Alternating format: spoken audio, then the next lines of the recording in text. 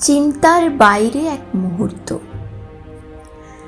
চিন্তা জমে থাকে অদৃশ্য এক জটিল জালে, যেখানে প্রতিটি সিদ্ধান্ত আটকে যায় নিজেকেই প্রশ্নে। আমি ভাবতে থাকি আর সময় নীরবে এগিয়ে যায় আমাকে ছাড়িয়ে। নিখুঁততার লোভে থেমে যায় প্রথম পদক্ষেপ। অসম্পূর্ণতাই তখন সবচেয়ে বড় ভয় হয়ে দাঁড়ায়। কিন্তু কাজ অপেক্ষা করে না, সে চায় কেবল একটি শুরু, অল্প হলেও। যখন হাত এগিয়ে যায় চিন্তার আগে, তখনই জন্ম নেয় এক অদ্ভুত স্বাধীনতা।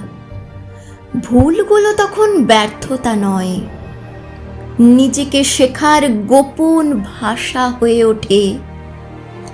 মুহূর্ত আসে যেখানে মস্তিষ্ক নীরব, শরীর নিজেই জানে কোন পথে এগোতে হবে। সেখানেই লুকিয়ে থাকে সত্যিকারের শক্তি, চিন্তার বাইরে এক অনির্বচনীয় প্রবাহে।